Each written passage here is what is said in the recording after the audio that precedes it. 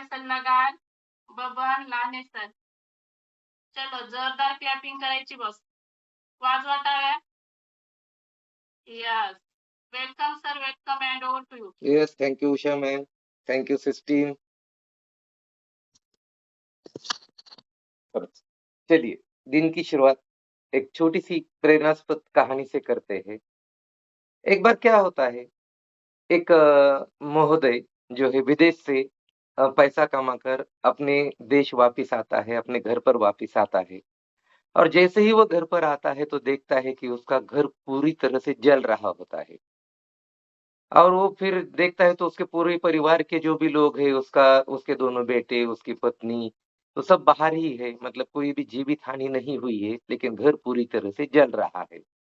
तो अपने घर को देखकर वो रोने लगता है, ज़ोर-ज़ोर से रोने लगता है। वो परेशान होता है कि मैंने जीवन भर में भी जितनी पूँजी कमाई, वो मेरी सब चली गई, इसलिए वो रोने लगता है। जैसे ही वो रोने लगता है, उसके पास छोटा बेटा आता है कि पिताजी परेशान मत होइए, इस घर का हमने सौदा कल ही किया है और ये घर हमने दूसरों को बेचा है। तो जैसे ही वो ज़ोर-ज़ोर से रोने लगता है कि मेरा पूरा खत्म हो गया, पैसा पूँजी खत्म हो गई, तो वो उसके चेहरे पर से वो जो है रुलाई चली जाती है और उसके चेहरे पर एक अच्छी मुस्कान आती है कि चलो मेरा कुछ नहीं जा रहा है, अब जिसे बेचा है, अब उसी का नुकसान हो रहा है। तो उसके चेहरे पर थोड़ी-सी मुस्कान आती है। थोड़ी देर के बाद बाहर से थोड़ी दू दू दूरी के ब थोड़ी देर के बाद एक बड़ा बेटा आता है और उससे कहता है कि पिताजी, एक बात है, लेकिन जो हमारा सौदा तो कल हुआ है, लेकिन अभी भी वो घर हमारे ही नाम पर है और जिसके साथ सौदा हुआ है, उसने पैसे अभी तक हमें वापिस नहीं दिए, हमारे पास पैसे नहीं दिए हैं। तो फिर से परेशान होने लगता है और फिर से परेशानी से वो रोने लगता है कि पूरी पूँजी, मेरे पैसे पूरे चले गए, इसलिए रोने लगता है।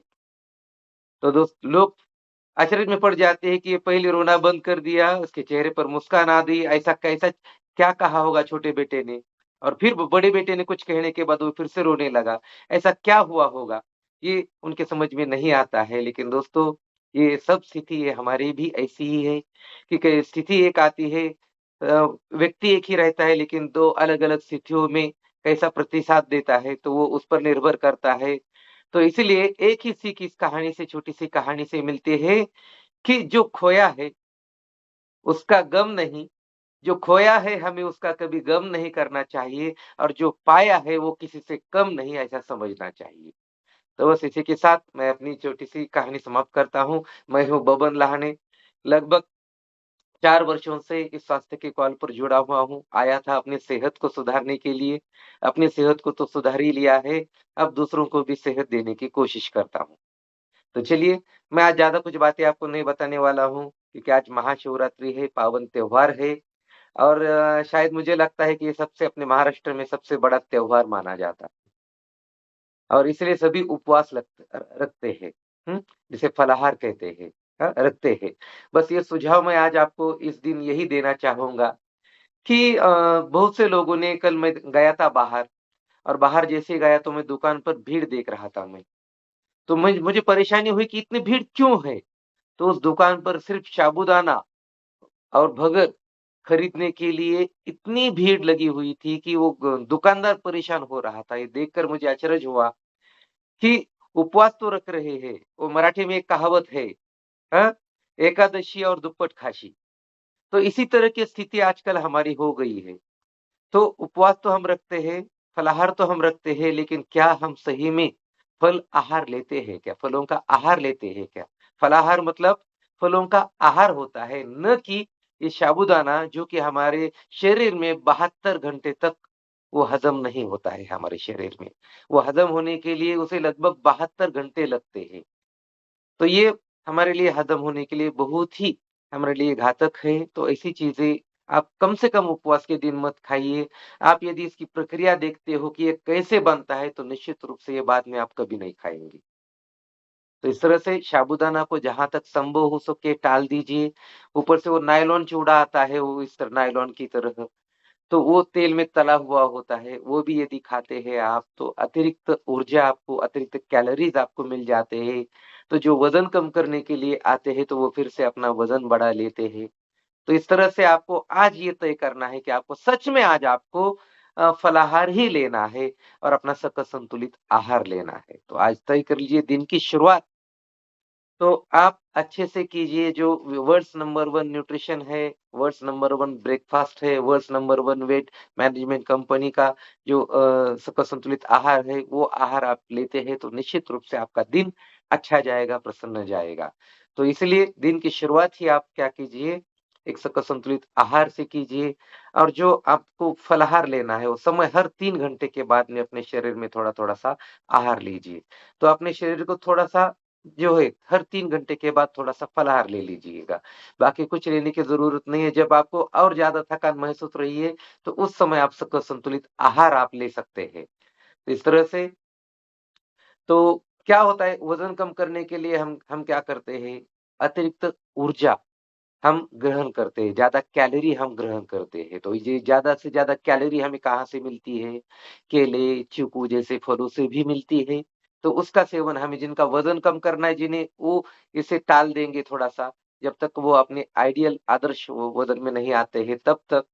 और फिर वो जो है अपना अपने कोच के साथ मिलकर देखिए कि आपका बीएमआई कितना है, आपका वज़न आपको कितना कम करना है, तो आपका रेस्टिंग मेटाबॉलिज़्म कितना है आपका?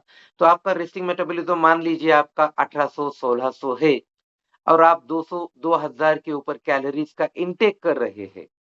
तो उस समय आपको ये तय करना है कि आपको लो कैलोरी का डाइट आपको लेना है।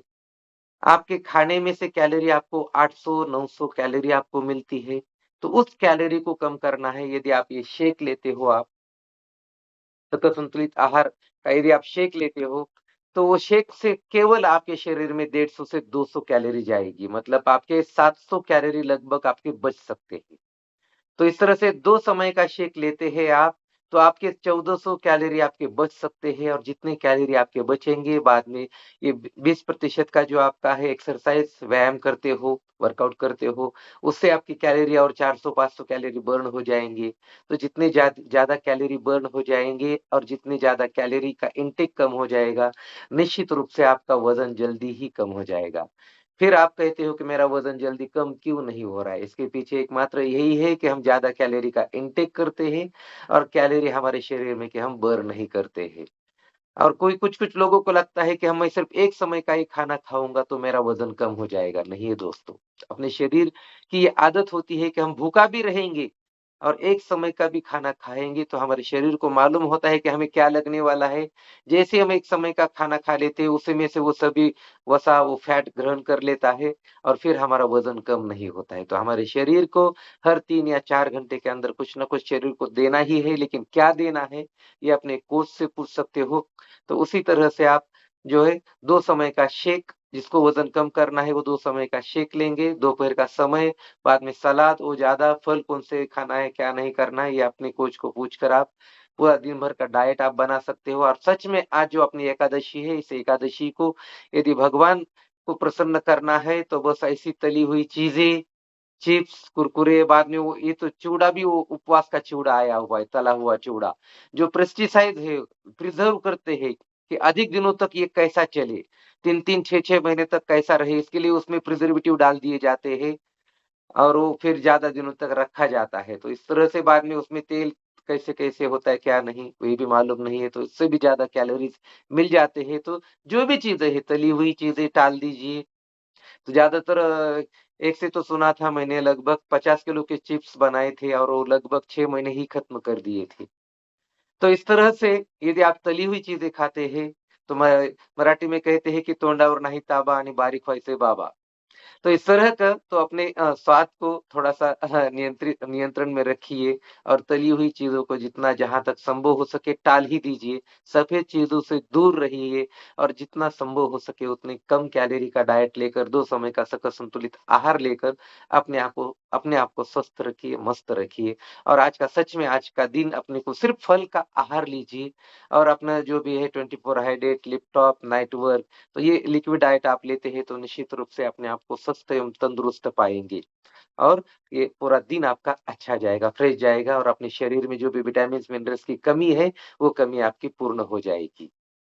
तो चलिए मैं अपने शब्दों को विराम देता हूँ और जो मैंने शेक बनाया है, वो भी मैं लेकर दिन की शुरुआत में शेक के साथ करता हूँ। या काय करत तर खूप सुंदर आणि महत्त्वाचं दिलं आहे सरांनी. आणि सर्वांच्या मनातले जे प्रश्न होते ना, आज उपवास आहे, तर आम्ही काय खाल्लं पाहिजे, काय नाही. तर नक्कीच जे सर्वांच्या मनात होतं ते आज सरांनी आपल्याला नक्कीच सांगितलेलं आहे. काय करायचं दिवसभराचं शेड्यूल. तर नक्कीच पहा, नुसतं बोलून दाखवत नाही, तर ते स्वतः पण घेतायत. त्यांना पण शिवरात्री उपवास आहे, एकादशी आहे आणि ते स्वतः पण इन्टेक करतायत. नुसतं आपल्याला सांगितलं नाहीये घ्या म्हणून आणि ते वेगळं काहीतरी करत नाही तिकडं. तर कारण ज्यावेळेस माणूस स्वतः बदलतो, त्यावेळेस इतरांना काहीतरी देण्याचा प्रयास असतो. तर नक्कीच Baban sir thank you so much आणि खरंच खूप दिलं ते खूप सुंदर आणि सर्वांच्या मनातलं होतं आज. आज दिवसभर काय करायचं, काय नाही, काय खावं? आज कोचला फोन करायचा होता, परंतु इथं कॉलवर पण आपल्याला आज भेटलेला आहे आणि नक्कीच तुम्ही पण तुमच्या कोचला विचारा आणखीन. तर तुमचा दिवसभराचा आज उपवासाचा टाईम टेबल, डाएट, शेड्यूल करून कोचला विचारून करा सर्वांनी.